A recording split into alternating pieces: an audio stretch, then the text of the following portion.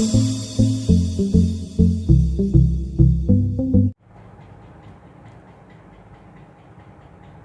student, today we explain class 12th chemistry P block elements. That is very most important chapter बेटा.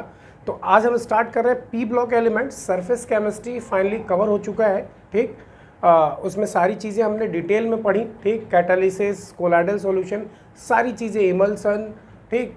Catalyst में जो भी factor से related थे वो सारी चीज़ें हमने समझी. प्रिपरेशन ऑफ कोलाइड, सारी चीज़ें डिस्कस की थी.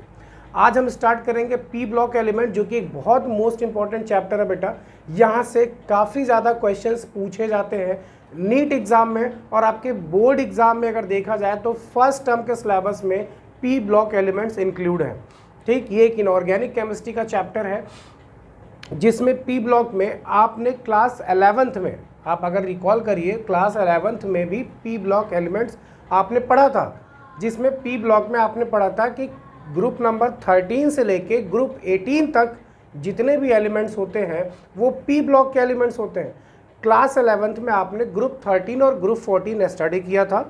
Group 15, group 16, group number 17 and group number 18, ये 4 ग्रुप जो हैं ये क्लास 12th में इंक्लूडेड है. तो हमें जो स्टार्ट करना होगा बेटा वो हम पढ़ेंगे ग्रुप नंबर 15 से. ग्रुप नंबर 13 यानी बोरॉन फैमिली वो हमें नहीं पढ़नी है. कार्बन फैमिली ग्रुप नंबर 14 वो हमें नहीं पढ़नी है in class 12th. Already we study in class 11th. Clear ना. तो चलिए स्टार्ट करते हैं. पी ब्लॉक एलिमेंट्स बहुत अच्छा चैप्टर है. काफ़ी कुछ इंटरेस्टिंग चीज़ें इसमें मिलेंगी आपको, कुछ एक्सेप्शनल पॉइंट्स मिलेंगे, कुछ क्या काफ़ी कुछ जानने को मिलेगा एक्सेप्शनल पॉइंट. तो सबसे पहले बात करते हैं पी ब्लॉक एलिमेंट्स कहते किसे हैं. ध्यान रखिएगा, पी ब्लॉक एलिमेंट्स कहते किसे हैं, ठीक. मैं बेसिक से आपको बता रहा हूँ एक एक चीज़. फाइनली हम पहुँच जाएंगे ग्रुप नंबर 15 पे, ठीक ना बेटा. तो पी ब्लॉक एलिमेंट्स किसे कहते हैं, आपने सुना होगा वैलेंस इलेक्ट्रॉन, ठीक. वैलेंस इलेक्ट्रॉन, जिस एलिमेंट का लास्ट इलेक्ट्रॉन पी सब सेल में इंटर करता है वो एलिमेंट कौन से ब्लॉक से बिलोंग करेगा, पी ब्लॉक से. जिसका लास्ट इलेक्ट्रॉन एस सब सेल में एंटर करेगा वो एस ब्लॉक से बिलोंग करता है. जिसका पी सब सेल में एंटर करेगा वो पी से बिलोंग करेगा. और जिसका डी सब सेल में एंटर कर जाएगा लास्ट इलेक्ट्रॉन, वो किससे बिलोंग करेगा बेटा, डी ब्लॉक से. और लास्ट इलेक्ट्रॉन अगर एफ में एंटर करता है तो वो बिलोंग करता है एफ ब्लॉक से. आपने पढ़ा 4 ब्लॉक होते हैं, S block, P block, D block और एफ ब्लॉक. क्लियर सबको. चलिए डेफिनेशन क्या होगी वो सुनिएगा, फिर आगे चलते हैं 1 by 1 सारी चीज़ें कवर करेंगे बेटा. क्या है, the element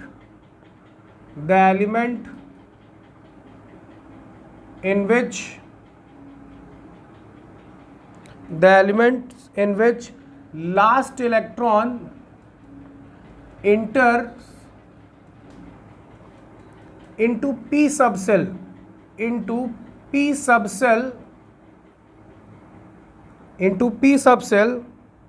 are called P block elements. इसे हम बोलते हैं P block elements, ठीक ना बेटा. तो जिसका लास्ट इलेक्ट्रॉन इंटर कर जाए P सब सेल में उसे हम बोलते हैं P block elements. अच्छा, दूसरी चीज, ग्रुप नंबर 13, ठीक. ऐसे लिखिए, ऐसे, जस्ट 1 मिनट. ऐसे elements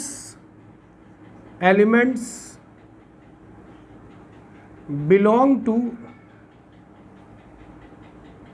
group number 13 to group number 18th elements belong to group number 13 to group number 18 are P block elements. उसे हम क्या बोलते हैं बेटा, P block elements. आई बात समझ में. तो वो होते हैं P block elements. कहाँ से, ग्रुप नंबर 13 से लेके ग्रुप नंबर 18 तक. आई बात समझ में. चलिए यहाँ तक तो क्लियर होगा.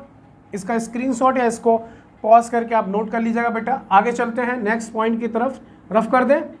चलिए देखिए, अगर हम बात करें इनके जनरल इलेक्ट्रॉनिक कॉन्फ़िगरेशन की, वो भी समझ लेते हैं। मेरी बात ध्यान सुनिएगा, अभी हम एक एक चीज़ कवर अप करेंगे बेटा, ठीक। पहले बात करते हैं इसके कुछ स्पेसिफिक पॉइंट की।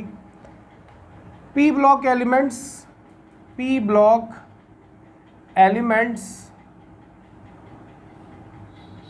are also known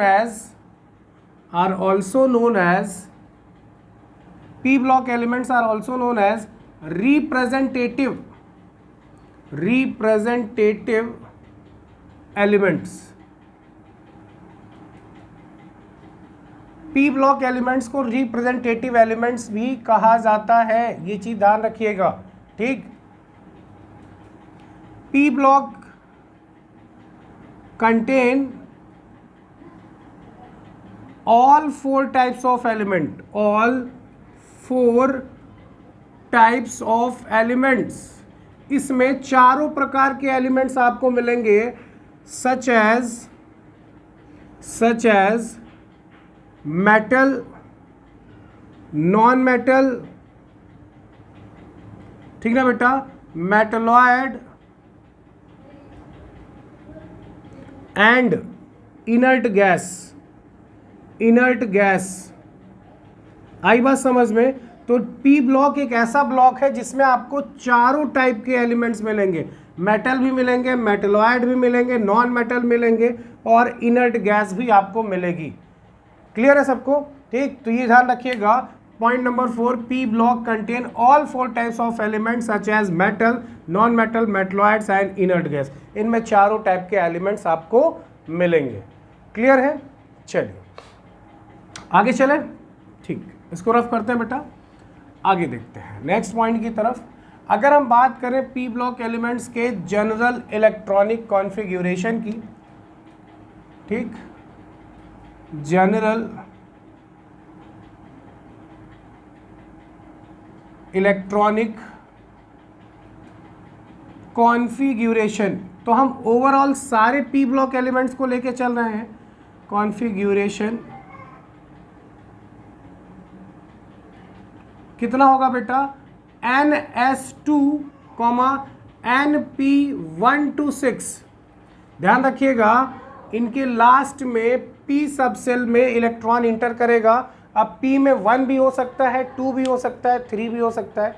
capacity P की कितनी होती है? P सब सेल में 3 ऑर्बिटल होते हैं, इलेक्ट्रॉन 6 होते हैं। क्लियर सबको?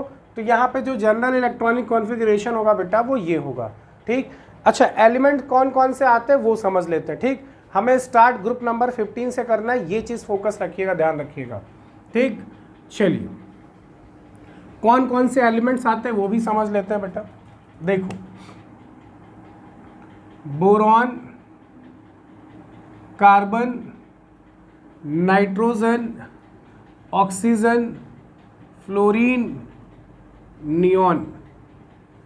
अब आपको पता है बोरॉन के नीचे aluminium, gallium, indium, thallium, carbon, silicon, germanium, ये गैलियम था, जर्मेनियम, टिन, लेड,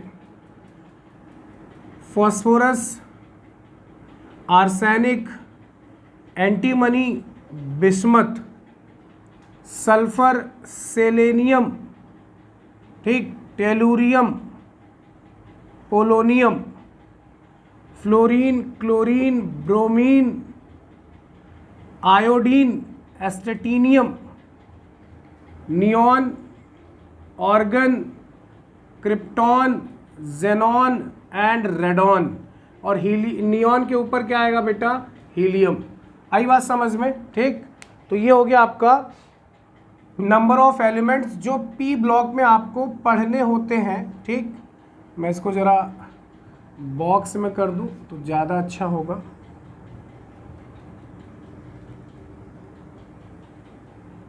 ठीक बेटा, ये हो गए आपके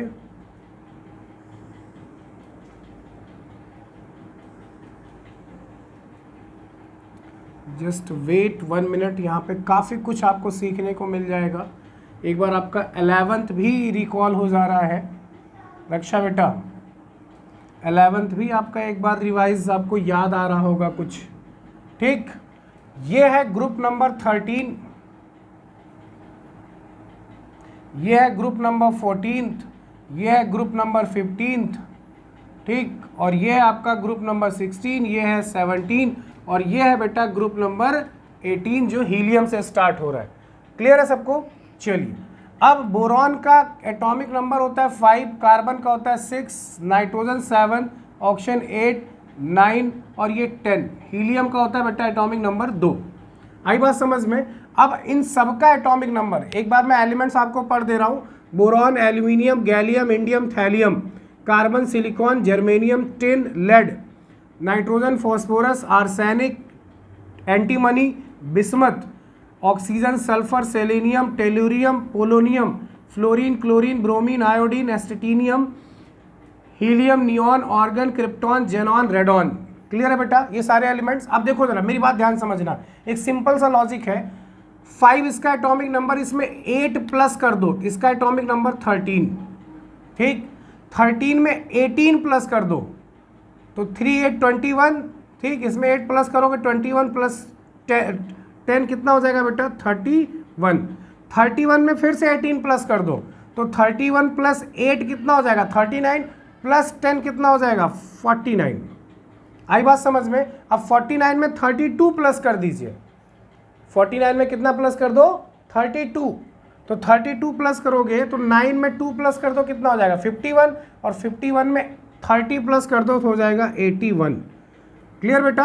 अब ये 13 है तो सामने सीक्वेंस से चले जाइए लिखते हुए 14, 15, 16, 17 और ये 18। ये 31 है तो ये कितना होगा? 32, 33, 34, 35, 36।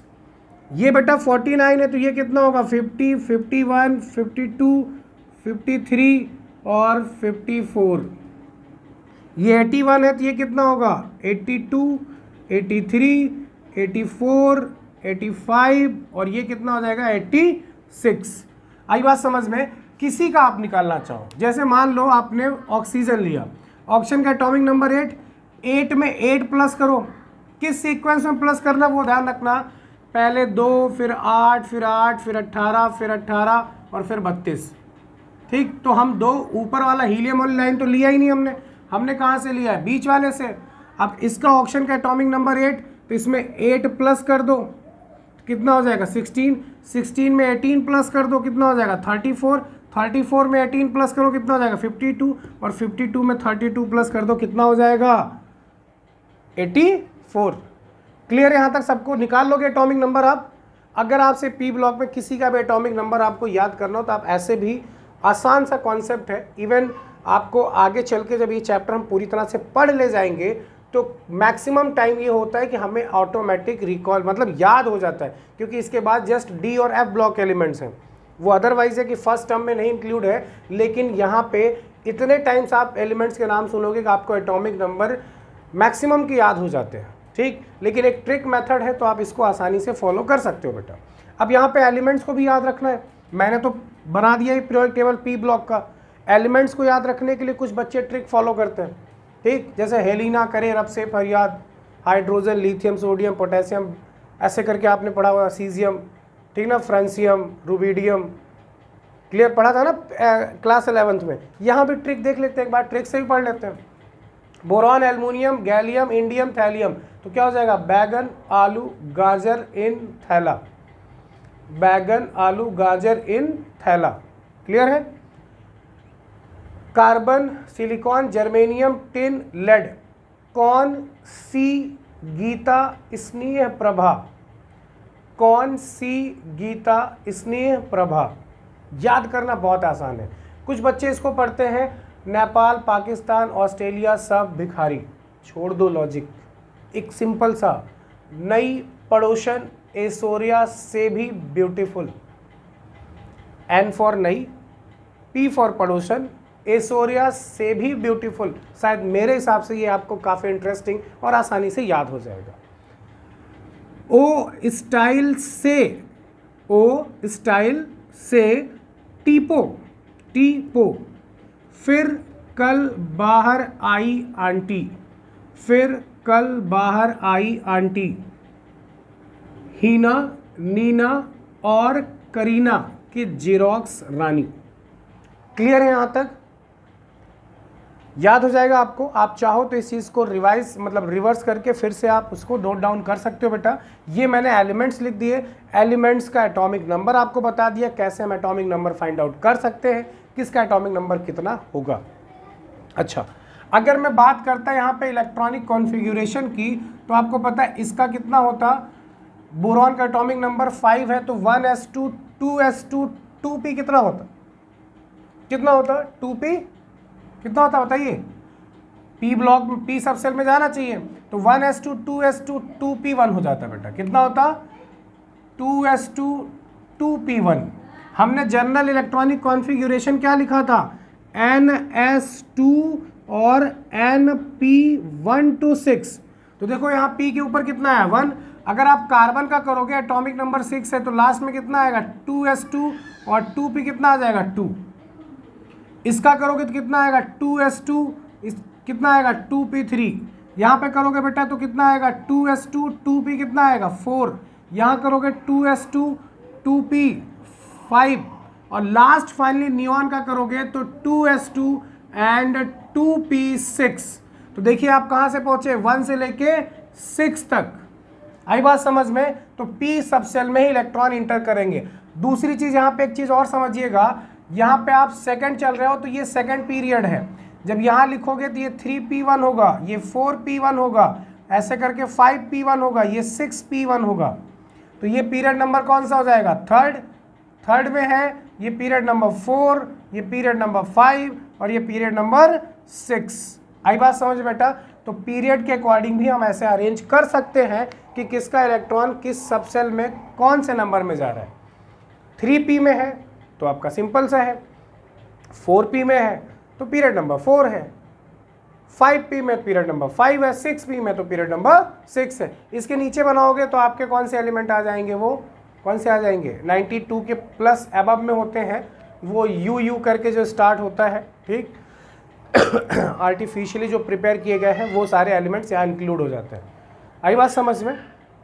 तो इसको कॉपी करो, आगे चलते हैं, कुछ और स्पेसिफिक पॉइंट से डिस्कस करते हैं, फिर हम पहुंचते हैं नाइट्रोजन फैमिली पे, ठीक।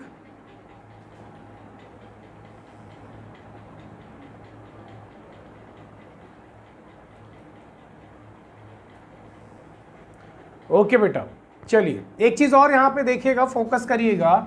जो ग्रुप नंबर 13 है उसका नाम होता है बोरॉन फैमिली। अगर आप चाहो तो नीचे नोट डाल के लिख सकते हो, एक साइड लिखो ग्रुप नंबर और एक साइड लिखो कौन सा मतलब स्पेसिफिक उस ग्रुप का नाम क्या है। तो आप ऐसे डायरेक्ट लिखो group number 13 dash boron family, group number 14 dash carbon family, group number 15 dash nitrogen family, group number 16 dash oxygen family and group number 17 dash halogen group and group number 18 that inert gas. Clear है ना बेटा? तो ये हो गए specific उसके नाम, ठीक। उस ग्रुप को इस नाम से भी जाना जाता है। अब 2 पॉइंट यहाँ पे इंपॉर्टेंट ये है, इसका आंसर आप बताइएगा बेटा रक्षा। ग्रुप नंबर 15 को पिनाकोजेन, इसे पिनाकोजेन कहा जाता है।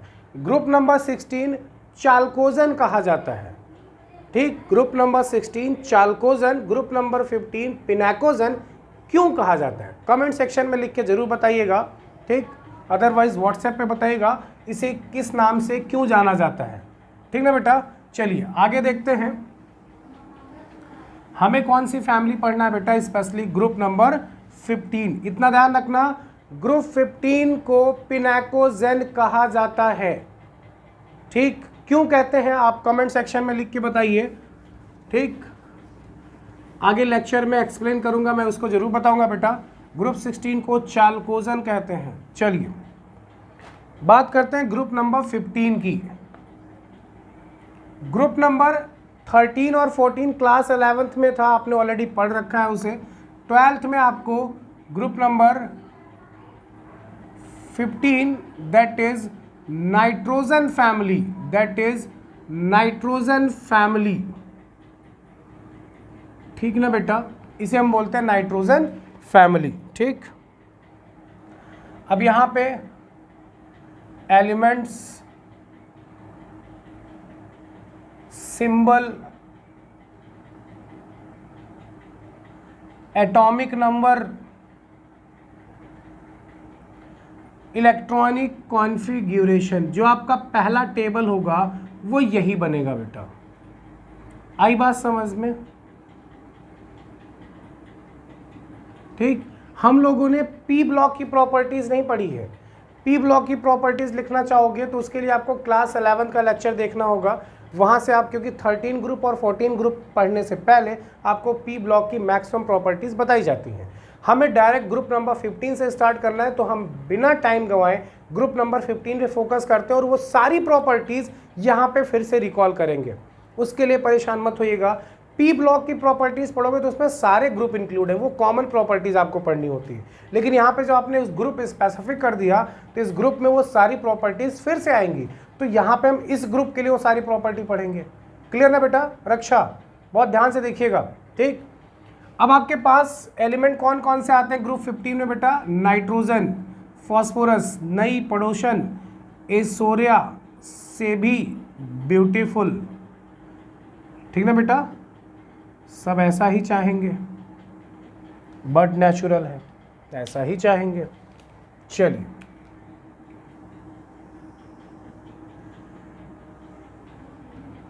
आगे देखते हैं। ठीक, रक्षा बेटा पॉज करके मैं उम्मीद करता हूं आप खुद से ड्रॉ करिए, फिर आप मैच कराइए, सारा सही होना चाहिए आपका। ये सबसे पहले आप ड्रॉ करोगे, फिर इसके बाद नीचे हम कमेंट्स लिखना शुरू करेंगे जो भी पॉइंट्स होंगे। ठीक बेटा?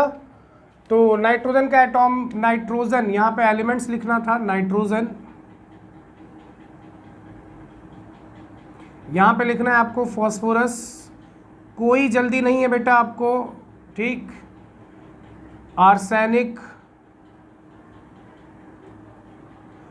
Antimony,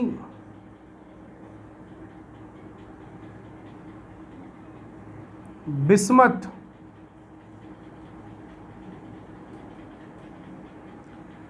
nitrogen N2, phosphorus P4। तो एटॉमिसिटी छोड़ दीजिए, अभी आप केवल सिंबल लिखिए। नाइट्रोजन का symbol N, phosphorus P, arsenic AS, antimony SB, bismuth BI।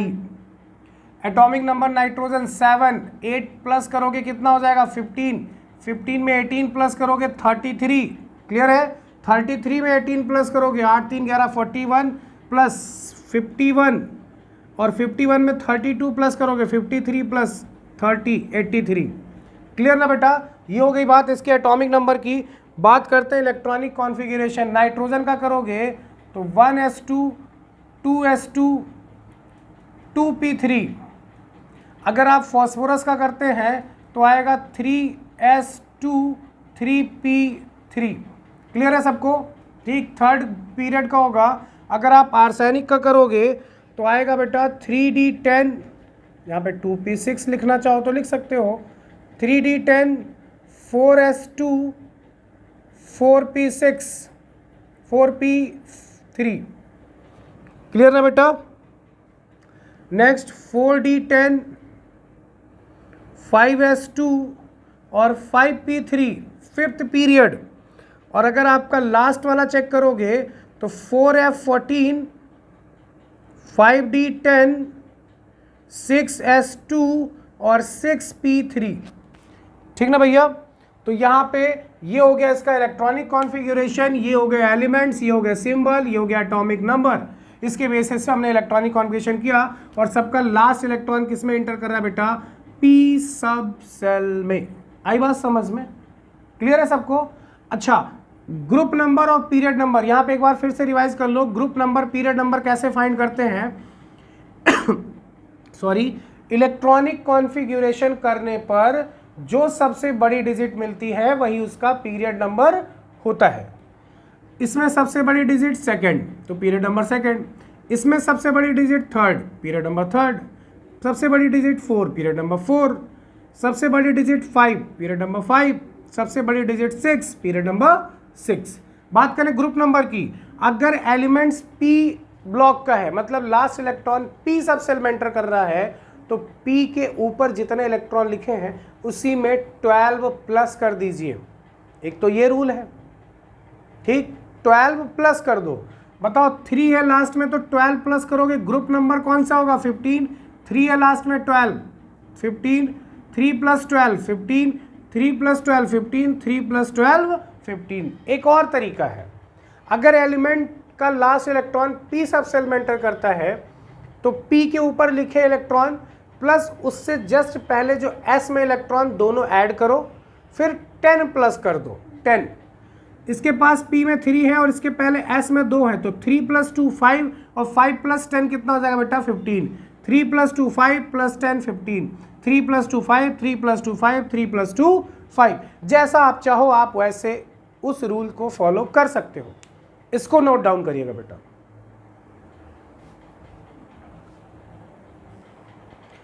तो यहां तक क्लियर है बेटा? चलिए आगे देखते हैं।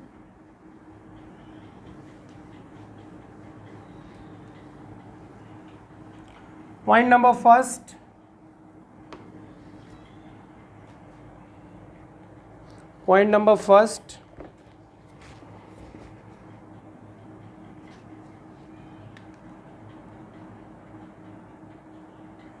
in this group first two elements that is nitrogen and phosphorus non metal. कैसे होते हैं बेटा ये? नॉन मेटल, ठीक। Arsenic and bismuth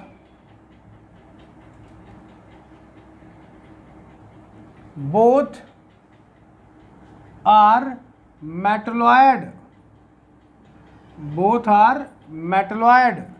and last आपका sorry arsenic and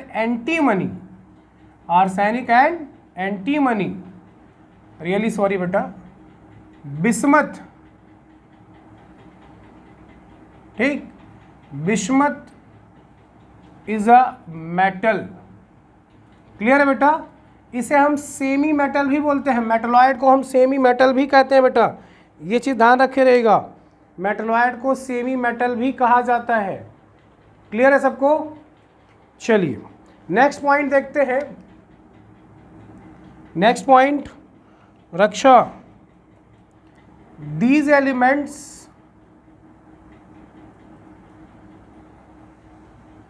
also called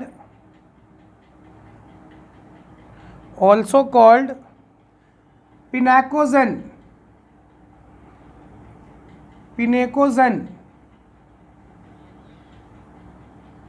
ठीक, पिनेकोजन एंड देयर कंपाउंड, अंडरलाइन कर लेना बेटा, एंड देयर कंपाउंड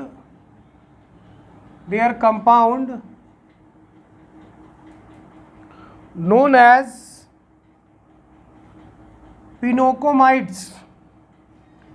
पिनोकोमाइट्स, ठीक। अब आपको ये मतलब समझना होगा इसका मतलब क्या होता है, तो ध्यान से सुनिएगा। ग्रीक वर्ड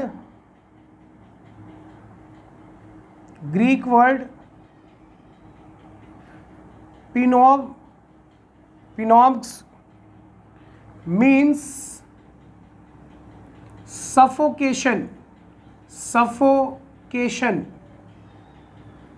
ठीक ना बेटा? आपको पता है एटमॉस्फेयर में 78% नाइट्रोजन होती है। एटमॉस्फेयर में नाइट्रोजन 78% पाई जाती है, ठीक बेटा?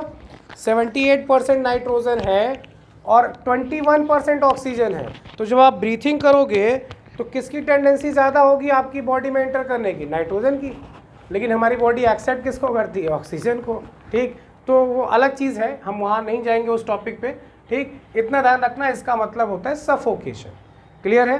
तो परसेंटेज के बिहाफ पे इस चीज़ को हम समझ सकते हैं। यहाँ तक नोट डाउन करिए, आगे चलते हैं बेटा। ओके बेटा, चलिए नेक्स्ट पॉइंट की तरफ चलते हैं। नेक्स्ट पॉइंट कौन सा है? मैं इसको रफ कर दे रहा हूँ। इसको नोट डाउन कर लीजिएगा आप बेटा।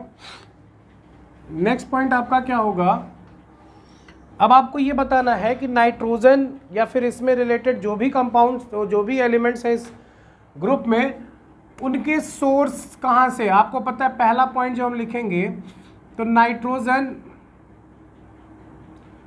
Present in atmosphere about 78%। पता है आपको, nitrogen present in compound form like कौन से फॉर्म में पाया जाता है। ये चीज आपसे पूछी जा सकती है कि नाइट्रोजन किस फॉर्म में अर्थ क्रस्ट पे पाया जाता है, उस कंपाउंड का नाम बताइए। क्लियर ना बेटा। तो कंपाउंड कौन सा है वो सुनिएगा। पहला है आपका sodium nitrate, sodium nitrate NaNO3, जिसको कॉमनली हम क्या बोलते हैं बेटा, कॉमन नेम से ध्यान रखिएगा, नीट में क्वेश्चन कॉमन नेम से ही पूछा जाता है। रक्षा बेटा। दूसरा पोटेशियम, पोटेशियम नाइट्रेट, ठीक ना बेटा। पोटेशियम नाइट्रेट, इसका कॉमन नेम होता है सॉल्ट पीटर, सॉल्ट पीटर। तो ध्यान रखिएगा, आपसे कॉमन नेम दे के आपसे फॉर्मूला पूछा जाता है, या फिर पूछा जाता है ये किसमें कौन सा एलिमेंट्स प्रेजेंट होता है। ठीक, आई बात समझ में। चलिए नेक्स्ट, आपको पता है इस ग्रुप में स्पेशली ध्यान रखिएगा, इसमें आपको नाइट्रोजन और फॉस्फोरस दो चीज़ों पे ज़्यादा फोकस करना है। और अब की बार जो CBSE ने डिसाइड किया है कि फर्स्ट टर्म में, अगर आप मैं बोर्ड पॉइंट ऑफ व्यू से बोलूं, तो CBSE ने काफ़ी कुछ रिड्यूस कर दिया है। कुछ तो चैप्टर ही पूरे रिड्यूस कर दिया, जैसे मेटलर्जी पूरा चैप्टर रिड्यूस कर दिया, पॉलीमर चैप्टर रिड्यूस कर दिया। यहाँ पे क्या है कि कुछ टॉपिक्स रिड्यूस किए गए, बट डोंट वरी, आपको मैं सारे टॉपिक एक्सप्लेन करूँगा, आप उसमें से सेलेक्ट कर लेना। मैं ऑलरेडी बताऊंगा भी, मे भी हो सकता है कहीं मिस हो जाए, तो आप अपने सिलेबस के अकॉर्डिंग सेलेक्ट कर लेना कि बोर्ड्स में कौन सा आएगा, ठीक ना। लेकिन मैं आपको एक्सप्लेन करूंगा नीट पॉइंट ऑफ व्यू से, सारे पॉइंट्स एक्सप्लेन करूंगा, कोई कहीं कोई पॉइंट रिड्यूस नहीं होगा बेटा। क्लियर है। अब बात करते हैं फॉस्फोरस की, इसको नोट डाउन कर लिया आप लोगों ने। चलिए फॉस्फोरस की अगर हम बात करें कि फॉस्फोरस किस फॉर्म में पाया जाता है, वो चीज़ जरा समझते हैं। ठीक, फॉस्फोरस किस फॉर्म में होता है बेटा, नाइट्रोजन और भी फॉर्म में पाया जा सकता है। अमोनिया है आपका, NH4Cl है, ठीक, या फिर नाइट्रोजन सबसे ज़्यादा कहाँ पे प्रेजेंट होता है, आपने पढ़ा है प्रोटीन्स में नाइट्रोजिनस, प्रोटीन एक नाइट्रोजिनस कंपाउंड होता है, उसमें नाइट्रोजन प्रेजेंट होता है, क्लोरोफिल में नाइट्रोजन प्रेजेंट होता है। तो कई सोर्सेज है नाइट्रोजन के, स्पेशली ज़्यादातर कौन से होंगे, प्रोटीनियस। लिविंग बॉडी का किससे फॉर्मेशन होता है, प्रोटीन से, और प्रोटीन क्या है, एक नाइट्रोजिनस कंपाउंड है। आई बात समझ में। चलिए अगर हम बात करें फॉस्फोरस के, ठीक, तो ध्यान रखना बेटा, phosphorus is a 10th element in order of abundance in the earth crust. ठीक, तो देखो जरा फॉस्फोरस के केस में, फॉस्फोरस के केस में क्या होगा बेटा, minerals of phosphorus, minerals of phosphorus,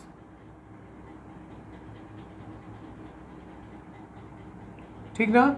minerals of phosphorus में आपको कौन कौन से मिलेंगे, ये चीज ध्यान रखना। कोई भी आपसे एग्जाम्पल पूछा जा सकता है, ये चीज ध्यान रखिएगा बेटा।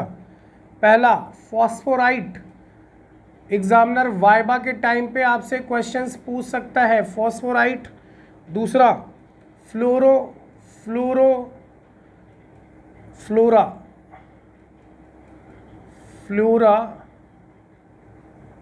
पेटाइट। थर्ड क्लोरापेटाइट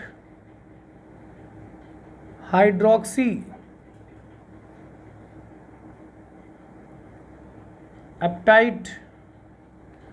फॉर्मूला क्या होगा, Ca3PO4 का होल ट्वाइस इसका क्या होगा बेटा 3Ca3PO4 का होल ट्वाइस डॉट CaF2। ठीक ना बेटा। आप और करके लिखना चाहो तो लिख सकते हो 2Ca5PO4 का होल थ्राइस इंटू F। जैसा आप लिखना चाहो लिख सकते हो बेटा।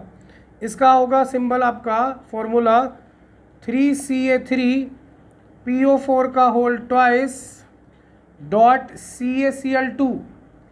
इसका होगा आपका 3Ca3PO4 का होल ट्वाइस डॉट CaOH का होल ट्वाइस। ठीक ना बेटा। आप इसका कॉमन अगर लिखना चाहो दूसरा शॉर्टकट में तो 2Ca5PO4 का होल थ्राइस Cl।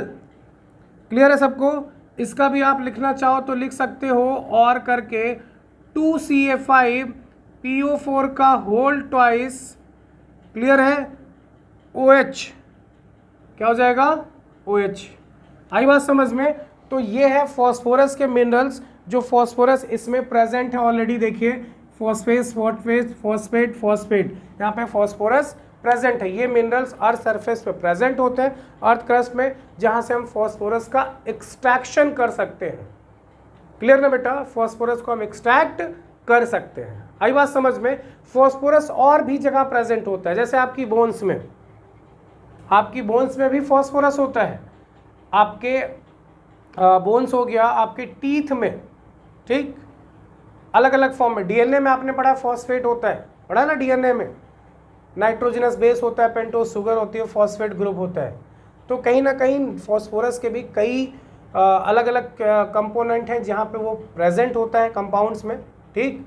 तो बेसिकली जो केमिस्ट्री पॉइंट ऑफ व्यू से वो ये है बेटा, किसी का भी मतलब नाम दे से आपसे पूछा जा सकता है इसमें कौन सा नॉन मेटल कंपोनेंट प्रेजेंट है, या फिर जैसे भी करके क्वेश्चंस यहाँ से पूछे जाते हैं। ठीक है, आगे चले।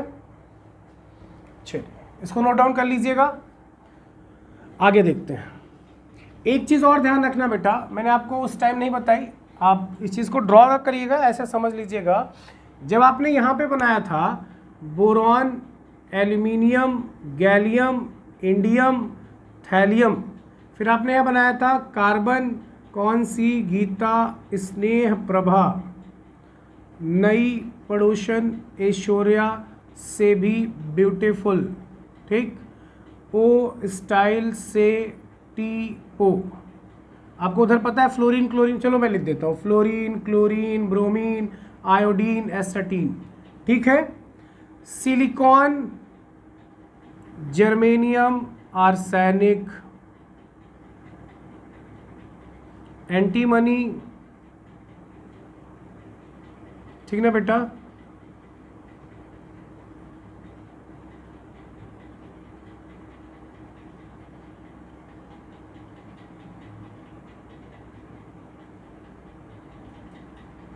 ठीक, चलो स्पेशली इन्हीं को लेते हैं, इतने एलिमेंट्स को।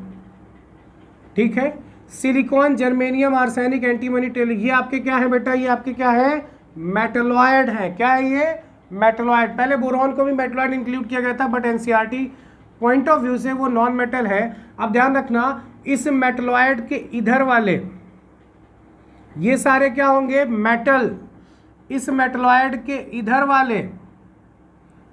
वाले, ठीक ना बेटा, ये क्या होंगे आपके नॉन मेटल। और यहाँ पे एक सीरीज होती है जिसे हम क्या बोलते हैं, इनर्ट गैस, या फिर क्या बोलते हैं, नोबल गैस। मतलब ये मेटलॉयड सेपरेट करता है कि उधर वाले नॉन मेटल होंगे और इधर वाले मेटल होंगे। और यहाँ पे एक अलग से लास्ट में जो सीरीज होती, लाइन होती है, उसे हम क्या बोलते हैं बेटा, इनर्ट गैस या फिर नोबल गैस।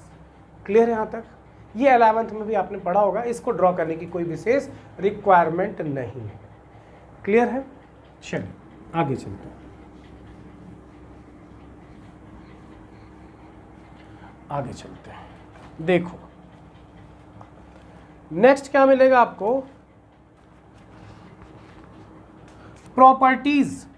अब कुछ बेसिक प्रॉपर्टीज आपको समझनी होगी बेटा। नाइट्रोजन फैमिली में आपने पढ़ा नाइट्रोजन, फास्फोरस, आर्सेनिक, एंटीमनी और बिस्मथ। मैंने आपको बताया स्पेशली हमें दो एलिमेंट्स पे ज़्यादा फोकस करना है, नाइट्रोजन और फॉस्फोरस। फॉस्फोरस को इस बार रिड्यूस कर दिया गया है सीबीएसई पॉइंट ऑफ व्यू से, बट हम फॉस्फोरस भी पढ़ेंगे। क्लियर? आप अपना नोट्स सारी चीज़ों को कवर करिएगा, क्योंकि नीट ने रिड्यूस नहीं किया है सिलेबस, सीबीएसई ने रिड्यूस किया है, बिकॉज कोरोना टाइम में बच्चों को टाइम कम मिल पाया, ऑनलाइन क्लासेस नहीं प्रॉपर चली, ठीक, कहीं ना कहीं से प्रॉब्लम थी, जिस वजह से सिलेबस को रिड्यूस करना पड़ा। बट हम नीट पे फोकस करें, हमें सब कुछ लेके चलना है, तो हम सारे पॉइंट्स को कवर अप करते हुए चलेंगे। क्लियर है? चलिए अब यहाँ पे देखो, एक एक चीज़ हमको क्या क्या प्रॉपर्टीज़ पढ़नी होती है। जैसे हम पहले फिजिकल प्रॉपर्टी पर डिस्कस करते हैं, फिर हम स्पेशली एक एक एलिमेंट्स पर डिस्कस करते हैं, उससे रिलेटेड कंपाउंड्स पर डिस्कस करते हैं। ठीक, तो एक एक चीज़ पढ़ते हुए चलते हैं। क्या क्या चीज़ ज़रा देखिएगा। पहला, अभी मैं केवल डिस्कस कर रहा हूँ, इसको लिखवाऊंगा बेटा नेक्स्ट लेक्चर में, ठीक है। Atomic size, second atomic mass, ionisation energy,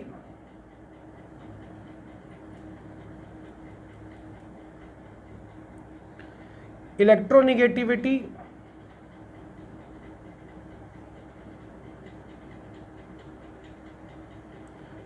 density, ठीक है भैया, melting point, boiling point. Clear है बेटा? ये सारे पॉइंट्स हमको डिस्कस करने हैं। और हमारे पास एलिमेंट्स कौन से हैं?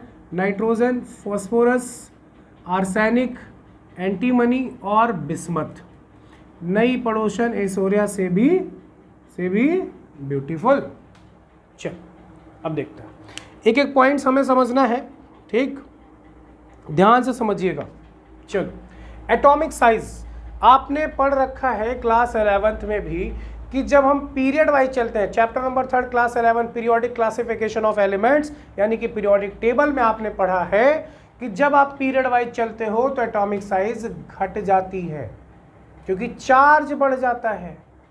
और जब हम डाउन द ग्रुप चलते हैं तो एटॉमिक साइज बढ़ जाती है, क्योंकि नंबर ऑफ वैलेंस सेल बढ़ जाती है। Valence shell in the sense क्या? नाइट्रोजन का एटॉमिक नंबर 7, कितनी वैलेंस सेल होगी? 2,5, या फिर इसको हम लिखें तो 1s2, 2s2, 2p3। क्लियर है? 2,2 sorry 2 2 4 3 7। Phosphorus atomic number 15, 2,8,5। Number of shell कितनी है? 2। नंबर ऑफ सेल कितनी है? 3। आर्सेनिक का करोगे तो 2,8, समथिंग लास्ट में आएगा 5। यहाँ पे नंबर ऑफ सेल्स कितनी हो जाएंगी? 4। ठीक बेटा, तो नंबर ऑफ सेल 4, यहाँ पे करोगे number of shell 5, number of shell finally कितनी आएंगी? 6। तो नंबर ऑफ सेल बढ़ेगी तो एटॉमिक साइज भी तो बढ़ेगी। आप ऐसे समझो। अच्छा, नाइट्रोजन, ये हो गया नाइट्रोजन का nucleus. First shell 2 electron, second shell 5 electron, 2 तो 4 1 5। फॉस्फोरस न्यूक्लियस हो गया मान लो, first shell, second shell, third shell. तो बताओ एटॉमिक साइज सेंटर पॉइंट से ज़्यादा है कि नहीं है? बिल्कुल है, बिल्कुल है, क्योंकि नंबर ऑफ सेल बढ़ रही है। आर्सेनिक में 4 टाइम्स, 4 मतलब 4 सेल होगी, एंटीमनी में 5, इसमें 6। आई बात समझ में? तो एटॉमिक साइज ग्रुप वाइज चलने पर, मतलब on the down the group चलने पर एटॉमिक साइज इंक्रीज करती है। क्यों करती है? क्योंकि नंबर ऑफ सेल बढ़ जाती है। क्लियर है? Atomic mass, mass in the sense हम क्या समझते हैं? सम ऑफ प्रोटॉन एंड न्यूट्रॉन। आप क्या लिखते हो? Atomic number, atomic mass. Atomic number, atomic mass, तो प्रोटॉन और न्यूट्रॉन का सम करते हैं तो उसका क्या आता है? Mass number. फॉर एग्जाम्पल अगर हम बात करें यहाँ पे फॉस्फोरस 15, मास नंबर 31, तो आपको पता है जेड कितना है? 15। और जेड 15 किस वजह से है? क्योंकि इसके पास प्रोटॉन नंबर कितना है बेटा? 15। अच्छा, न्यूट्रॉन नंबर निकालना हो तो क्या लिखते हो? Mass number minus atomic number, तो 31 माइनस 15, तो न्यूट्रॉन नंबर कितना आ गया? 16। आई बात समझ में? अब आपको अगर मास नंबर निकालना हो, atomic mass is equal to proton plus neutron, तो प्रोटॉन कितने हैं 15 और ये कितना है 16, तो 5 6 11 और 10 10 20 कितना हो जाएगा 31। इसका मतलब ऊपर से नीचे आने पे न्यूट्रॉन्स के नंबर बढ़ेंगे कि नहीं बढ़ेंगे, सिंपल सा बढ़ेंगे। प्रोटॉन्स के नंबर में 7 से 15 हो गया, 15 से आगे जाओगे तो 31 हो जाएगा। चेंजेस आते जा रहे हैं, चेंजेस आ रहे हैं। और जब आपको पता है प्रोटॉन नंबर इंक्रीज कर रहा है तो साथ ही साथ न्यूट्रॉन नंबर बढ़ेगा, जिस वजह से मास भी बढ़ जाएगा। क्लियर है? तो डाउन द ग्रुप चलने पे एटॉमिक मास बढ़ता है। बात करें पॉइंट नंबर 5 की, मास से ही रिलेटेड, आपने पढ़ा है density is equal to mass upon volume. Density is equal to mass upon volume. तो डेंसिटी मास के डायरेक्टली प्रोपोर्शनल है। तो अगर बताओ मास नंबर बढ़ेगा तो क्या डेंसिटी नहीं बढ़ेगी? बिल्कुल बढ़ेगी। इसका मतलब डाउन द ग्रुप चलने पर डेंसिटी भी क्या करती है, इंक्रीज कर जाती है। आई बात समझ में? डेंसिटी। आयोनाइजेशन एनर्जी, बात करते हैं आयोनाइजेशन एनर्जी की। क्लियर है? चल देखते हैं आयोनाइजेशन एनर्जी होता क्या, पहले वो समझो। जब कोई मेटल अपना इलेक्ट्रॉन लॉस करता है आउटर मोस्ट सेल का, तो इस पर एक पॉजिटिव चार्ज आता है। एक इलेक्ट्रॉन लॉस किया, इस इलेक्ट्रॉन को लॉस करने के लिए वो कुछ एनर्जी गेन करता है। उस एनर्जी को हम क्या बोलते हैं? Ionisation energy. The energy required for the removal of one electron from outermost shell, उस एनर्जी को बोलते हैं आयोनाइजेशन एनर्जी। आई बात समझ में? चलिए, नाइट्रोजन ये नॉन मेटल है, इसके पास 2 सेल है। फॉस्फोरस ये भी नॉन मेटल है, इसके पास 3 सेल है। आपको पता है इसका न्यूक्लियस प्रोटॉन पॉजिटिव चार्ज, इसका nucleus proton positive. Last electron पे अट्रैक्शन फोर्स लग रहा है, लास्ट इलेक्ट्रॉन पे अट्रैक्शन फोर्स, लेकिन यहाँ पे न्यूक्लियस से लास्ट इलेक्ट्रॉन दूर है और यहाँ न्यूक्लियस से लास्ट इलेक्ट्रॉन काफ़ी ज़्यादा पास है। अब बताओ, ये पहली बात तो ये नॉन मेटल है, ये इलेक्ट्रॉन लेना जानते, जल्दी देना नहीं जानते, लेकिन सामने वाला इनसे ज़्यादा इलेक्ट्रोनिगेटिव है तो वो इलेक्ट्रॉन को खींचेगा अपनी तरफ इलेक्ट्रॉन को अपने टूवर्ड्स ज़्यादा शिफ्ट करना चाहेगा। इनसे ज़्यादा इलेक्ट्रोनिगेटिव है तो होगा क्या, अगर यहाँ पे कोई एलिमेंट x है और यहाँ पे x है, इसको लास्ट इलेक्ट्रॉन इनसे छुड़ाना है तो इसको कुछ एनर्जी देनी पड़ेगी। ये जो एनर्जी गेन करेंगे उसी को क्या बोलेंगे? Ionisation energy. अब बताओ, इनका न्यूक्लियस से डिस्टेंस ज़्यादा है तो अट्रैक्शन फोर्स क्या होगा? कम। इसका न्यूक्लियस से डिस्टेंस कम है तो अट्रैक्शन फोर्स क्या होगा? ज़्यादा। तो बताओ, इस इलेक्ट्रॉन को छुड़ाने में ज़्यादा एनर्जी इनको मतलब सामने वाला देगा या इस इलेक्ट्रॉन को छुड़ाने में? भैया इसको छुड़ाने में बहुत ज़्यादा एनर्जी देनी पड़ेगी, इसको छुड़ाने में कम से कम एनर्जी देनी पड़ेगी। इसका मतलब अगर आप ऊपर से नीचे आओगे तो आयोनाइजेशन एनर्जी क्या हो जाएगी? घट जाएगी। क्यों घट जाएगी? क्योंकि एटॉमिक साइज बढ़ जाती है। इलेक्ट्रॉन न्यूक्लियस से काफ़ी डिस्टेंस पे होता है जिससे अट्रैक्शन फोर्स कम होता है, तो उस इलेक्ट्रॉन को ईजिली छुड़ाया जा सकता है। आई बात समझ में? एटॉमिक साइज सारे रूल्स पढ़ेंगे, एक एक पॉइंट पढ़ेंगे। नेक्स्ट लेक्चर में आपको रिटर्न के साथ मिलेगा, अभी केवल आप समझ लीजिए क्योंकि समझना मस्ट है बेटा। तो आयोनाइजेशन एनर्जी ग्रुप वाइज चलने पे क्या होती है बेटा? क्या होती है? घट जाती है। इलेक्ट्रोनिगेटिविटी, ठीक। अब इलेक्ट्रोनिगेटिविटी क्या होता है, पहले ये समझ में आना चाहिए। एक होता है इलेक्ट्रॉन एफिनिटी और एक होता है इलेक्ट्रोनिगेटिविटी। रक्षा, भूमि साहू, ठीक, इन दोनों में क्या डिफरेंस होता है ये कमेंट सेक्शन में लिख के आप बताइए या मेरे व्हाट्सएप नंबर पे सेंड करिए। What is difference between electronegativity and electron affinity? Exact definition लिखिएगा और इसका एग्जाम्पल के साथ। क्लियर है? ठीक, चलो। इलेक्ट्रोनिगेटिविटी क्या होगा? तो ग्रुप वाइज चलने पे इलेक्ट्रोनिगेटिविटी क्या होती है बेटा? घट जाती है। ऐसे समझो, आपने पढ़ा है carbon, nitrogen, oxygen, fluorine, chlorine, bromine, iodine. सबसे ज़्यादा इलेक्ट्रोनिगेटिव एलिमेंट कौन है? फ्लोरीन। पूरे पीरियोडिक टेबल में सबसे ज़्यादा मोस्ट इलेक्ट्रोनिगेटिव कौन है बेटा? फ्लोरीन। तो पीरियड वाइज चलने पे इलेक्ट्रोनेगेटिविटी बढ़ जाती है, ग्रुप वाइज चलने पे इलेक्ट्रोनेगेटिविटी घट जाती है, क्योंकि इलेक्ट्रोनेगेटिविटी एटॉमिक साइज के इनवर्सली प्रोपोर्शनल होती है। इलेक्ट्रोनेगेटिविटी एटॉमिक साइज के इनवर्सली प्रोपोर्शनल, जिसकी एटॉमिक साइज ज़्यादा उसकी इलेक्ट्रोनेगेटिविटी कम। आई बात समझ में? ये सारी चीज़ें आपको वन बाय वन आपको समझनी होंगी। Melting point, boiling point. Melting और बॉइलिंग पॉइंट में क्या है बेटा कि अगर आप पीरियड वाइज चलते हो, और यहाँ पे हम तो ग्रुप वाइज देखना है, तो ग्रुप वाइज चलने पे जो मेल्टिंग पॉइंट है वो कहीं ना कहीं इंक्रीज करता है, लेकिन कहाँ तक? बिस्मथ से पहले, ठीक। स्पेशली मैं बात करूँ आर्सेनिक तक, तो आर्सेनिक तक इंक्रीज करता है, उसके बाद उसका मेल्टिंग पॉइंट घट जाता है। बात करें बॉइलिंग पॉइंट की, तो बॉइलिंग पॉइंट्स भी आपको सेम केस में नहीं, थोड़ा सा डिफरेंट मिलेगा, ठीक। पहले बॉइलिंग पॉइंट्स क्या होता है? इंक्रीज करता है, कहाँ तक? एंटीमनी, लेकिन बाद में क्या होता है? घट जाता है। तो यहाँ पे एक आपसे क्वेश्चन नीट में पूछा जाता है कि बताइए 15th ग्रुप में सबसे ज़्यादा बॉइलिंग पॉइंट किसका होगा? तो आपके माइंड में क्या होगा कि बॉइलिंग पॉइंट ग्रुप वाइज चलने पे, डाउन द ग्रुप चलने पे बॉइलिंग पॉइंट बढ़ता है? नहीं, बढ़ता है एंटीमनी तक। बिस्मथ का बॉइलिंग पॉइंट एंटीमनी से कम होता है। क्यों कम होता है?